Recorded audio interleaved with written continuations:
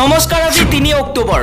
অসমৰ লগতে ভাৰতৰ বিভিন্ন প্ৰান্তৰ পৰা ৰাতিপুৱাৰ কেইবাটাও খবৰ আহি পৰিছে। এই মুহূৰ্তত জনাইছো এটা ব্ৰেকিং নিউজ।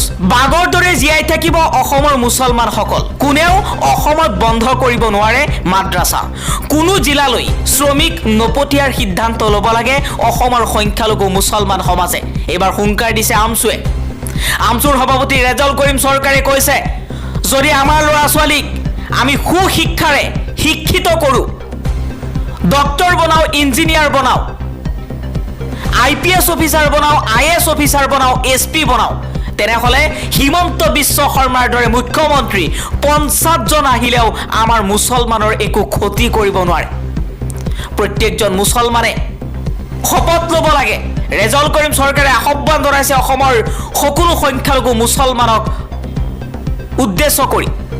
ৰেজাউল কৰিম চৰকাৰে কৈছে যে আমি মূৰৰ ঘাম মাটিত পেলাই হ'লেও আমাৰ সন্তানক, আমাৰ ল'ৰা ছোৱালীক সুশিক্ষাৰে শিক্ষিত কৰিব লাগিব, ভাল শিক্ষা দিব লাগিব, বেয়া কামৰ পৰা আঁতৰত ৰাখিব লাগিব, ড্ৰাগছ, মদ, নিচাজাতীয় সামগ্ৰীৰ পৰা আমি আঁতৰত ৰাখিব লাগিব। যেতিয়া আমি শিক্ষিত হ'ম, IPS হ'ম, IAS হ'ম, SP হ'ম, তেতিয়া হিমন্ত বিশ্ব শৰ্মা ভয় কৰিব অসমৰ মুছলমানক। 1971 চনৰ পূৰ্বৰ সকলোকে খিলঞ্জীয়া ঘোষণা কৰাৰ দাবী AIUDFৰ দলগাঁৱৰ বিধায়ক মুজিবুৰ ৰহমানৰ। AIUDFৰ বিধায়কগৰাকীয়ে অসমীয়াৰ সংখ্যা নিৰূপণৰ ভিত্তিবৰ্ষ 1951 চন নিৰ্ধাৰণ কৰিবলৈ ৰাজ্যৰ গণভোটৰ দাবী তুলিছে। অসম চুক্তিৰ 6 নম্বৰ দফা ৰূপায়ণ কৰিবলৈ প্ৰাক্তন ন্যায়াধী বিপ্লৱ কুমাৰ শৰ্মাৰ নেতৃত্বত গঠন হোৱা কমিটিৰ প্ৰতিবেদনৰ পৰামৰ্শ নচ্ছাত কৰিছে AIUDFে। শৰ্মা কমিটিয়ে অসমীয়াৰ সংজ্ঞা নিৰূপণ কৰিবলৈ দিয়া ভিত্তিবৰ্ষ 1951 চনৰ 1 জানুৱাৰীৰ পৰামৰ্শ গ্ৰহণ নকৰে AIUDFে। দলটোৰ দলগাঁৱৰ বিধায়ক মুজিবুৰ ৰহমানে 1971 চনৰ পূৰ্বৰ পূব পাকিস্তানৰ, বৰ্তমান বাংলাদেশৰ সকলো প্ৰব্ৰজনকাৰীক অসমত খিলঞ্জীয়া মৰ্যাদা প্ৰদান কৰাৰ দাবী উত্থাপন কৰে। হাই বিধাতা! মঙলবাৰে কটন বিশ্ববিদ্যালয়ত চাকৰি জীৱনৰ 11 বছৰ সম্পূৰ্ণ কৰিছিল ধ্ৰুৱজ্যোতি বৰ্মনে। ফেচবুকত কৈছিল পাৰ্টি হ'ব জোৰদাৰ। বুধবাৰে হঠাতেই নোহোৱা হৈ গ'ল কটন বিশ্ববিদ্যালয়ৰ প্ৰশাসনিক অধ্যক্ষ ধ্ৰুৱজ্যোতি বৰ্মন। মৃত্যু যেন এতিয়া অতিকৈ সুলভ হৈ পৰিছে। বিয়াৰ বজাৰ কৰিবলৈ গৈ দৰাৰ ৰহস্যজনক মৃত্যু। কামাখ্যা ৰেলৱে ষ্টেচনত উদ্ধাৰ ধনমণি ভট্টৰ মৃতদেহ। 7 অক্টোবৰত বিয়া আছিল মঙলদৈৰ 1 নম্বৰ গেৰিমাৰীৰ ধনমণিৰ।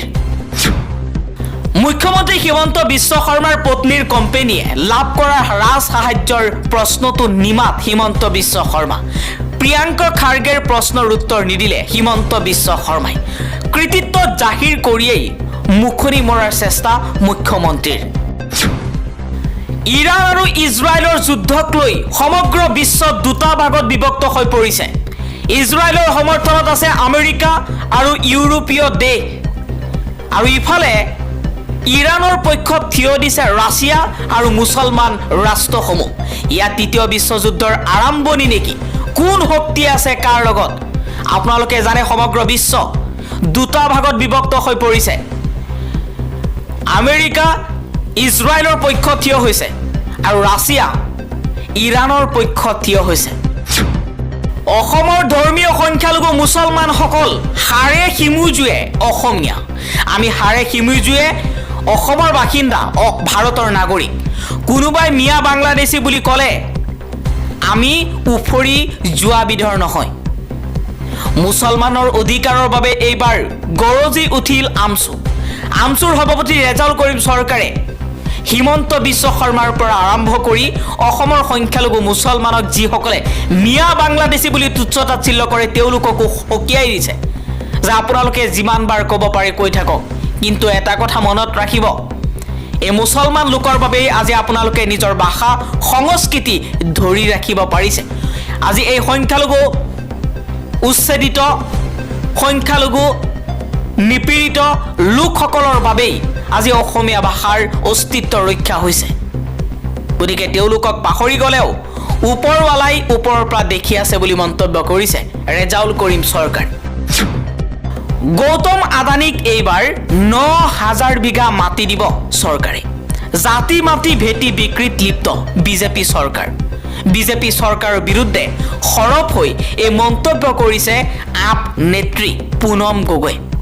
পুনম গগৈয়ে কৈছে, যিমানবোৰ চৰকাৰী সম্পত্তি আছে, যিমানবোৰ দুখীয়া মানুহৰ সম্পত্তি আছে, সকলোবোৰ গৌতম আদানীক দিবলৈ চেষ্টা কৰিছে চৰকাৰখনে।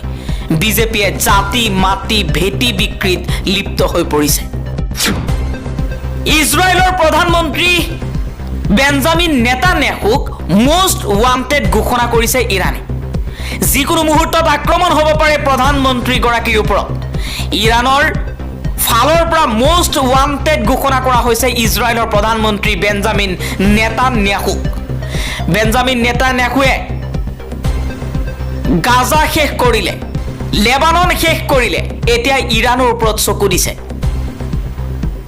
ইৰাণে কৈছে যে ইজৰাইলে যদি ইৰাণৰ ওপৰত চকু দিয়ে, চকু উঠাই লোৱা হ'ব। দিছপুৰত অস্তিত্বহীন চৰকাৰ, বনিয়া গোষ্ঠীৰ নিয়ন্ত্ৰণত অসম। অস্বাভাৱিক মূল্যবৃদ্ধিত বিধ্বস্ত জনজীৱন। এমাহত দুবাৰ বাঢ়ে বস্তুৰ দাম। বিজেপিৰ দিনত 200% মূল্যবৃদ্ধি। পুঁজিপতি বনিয়া গোষ্ঠীৰ প্ৰতি ৰহস্যজনক দৰ কুফল ভুগিছে ৰাইজে। বিজেপি চৰকাৰৰ বিৰুদ্ধে সৰব হৈ এই মন্তব্য কৰিছে জগদীশ ভূঞাই। জগদীশ ভূঞাই কৈছে, ধাৰ লৈ চৰকাৰ চলাবলৈ দক্ষতা নালাগে। যিকোনো এজন মানুহেই ধাৰ লৈ চৰকাৰ চলাব পাৰে। নিজৰ ৰাজহৰ উৎস উদ্ভাৱন কৰি ৰাজ্যখনৰ স্থায়ী অৰ্থনীতি শক্তিশালী কৰিবৰ বাবে দক্ষতা লাগে। সেই দক্ষতা এইখন চৰকাৰৰ নাই। গতিকে ধাৰ লৈ চান্দা লৈ মূল্য বৃদ্ধিৰে জনসাধাৰণৰ মূৰত মাধবাৰ মাৰিছে হিমন্ত বিশ্ব শৰ্মাৰ এইখন চৰকাৰে।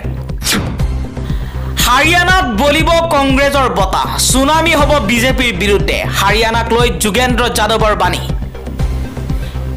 ৰাজনৈতিক বিশ্লেষক যোগেন্দ্ৰ যাদৱে কৈছে যে হাৰিয়ানাত বিধানসভা নিৰ্বাচনত বিজেপি বনাম কংগ্ৰেছৰ মহাযুদ্ধ হ'ব আৰু এই মহাযুদ্ধত বিজেপি শেষ হ'ব, কংগ্ৰেছৰ জয় হ'ব। জাগিৰোডৰ ছেমিকণ্ডাক্টৰ প্ৰকল্পস্থলীত অঘটন। কাম কৰি থকা অৱস্থাত ওপৰৰ পৰা পৰি মৃত্যু হৈছে শ্ৰমিকৰ। নিহত মিকিৰ ভেটাৰ খান্দা পুখুৰীৰ মুজিবুৰ ৰহমান। বিগত 28 ছেপ্টেম্বৰতে সংঘটিত হৈছিল ঘটনা। 29 ছেপ্টেম্বৰত মৃত্যু হৈছিল শ্ৰমিকজনৰ। ঘটনাটো গাপ দিয়াৰ চেষ্টা কৰাৰ অভিযোগ। শ্ৰমিক নিয়োগ কৰা প্ৰতিষ্ঠানৰ বিৰুদ্ধে এই অভিযোগ। জাগিৰোড থানাত এজাহাৰ দাখিল মুজিবুৰ ৰহমানৰ পৰিয়ালৰ। ঠিকাদাৰক দিবলৈ যদি ধনেই নাই, কেনেকৈ দিছে হিতাধিকাৰীক ধন? হিমন্ত বিশ্ব শৰ্মাৰ চৰকাৰক এইবাৰ ধমক উচ্চ ন্যায়ালয়ৰ। 2022 চনতে কাম শেষ কৰিও কিয় পোৱা নাই প্ৰাপ্য ধন? বিনামূলীয়া আঁচনিৰ ধন ক'ৰ পৰা আহিছে? জবাব দিব লাগিব চৰকাৰে। ৰাজ্য চৰকাৰৰ কাৰুকাৰ্যত ক্ষুব্ধ হৈ পৰিছে গুৱাহাটী উচ্চ ন্যায়ালয়। 2026 চনৰ নিৰ্বাচন হ'ব গান্ধী বনাম গডছেৰ যুঁজ। 2026ত শেষ হ'ব সাম্প্ৰদায়িক বিষবাষ্প বিয়পোৱাৰ যুঁজ। অৰ্জুন হৈ কংগ্ৰেছত থাকিব বিচাৰিছে গৌৰৱ গগৈ। গান্ধী জয়ন্তীৰ দিনাই মন্তব্য কৰিছে সাংসদ গৌৰৱ গগৈয়ে। গৌৰৱ গগৈয়ে কৈছে যে 2026 চনত অসম বিধানসভাত গান্ধী বনাম গডছেৰ যুঁজ হ'ব আৰু 26ত সাম্প্ৰদায়িক বিষবাষ্প বিয়পোৱাৰ যুঁজ শেষ কৰিব। 5 কেজি চাউল দি স্মাৰ্ট মিটাৰেৰে লুটিছে 3000 টকা। ডকাইত পুহিব নোৱাৰিব অসমৰ জনতাই। স্মাৰ্ট মিটাৰক লৈ গৰজি উঠিল কৃষক মুক্তি সংগ্ৰাম সমিতিৰ নেতা বিদ্যুৎ শইকীয়া। বিদ্যুৎ শইকীয়াই কৈছে, চৰকাৰে বিনামূলীয়াকৈ দিছে 5 কেজি চাউল আৰু আমাৰ পৰা স্মাৰ্ট মিটাৰৰ জৰিয়তে লুটিছে 3000 টকা। গতিকে অসমৰ চৰকাৰে যেনেধৰণে কাম কৰি আছে সেয়া অসমৰ ভাল লক্ষ্য নহয়। ডকাইত পুহিব নোৱাৰে অসমৰ জনতাই। অসম চৰকাৰক ডকাইতৰ লগত তুলনা কৰিছে বিদ্যুৎ শইকীয়াই।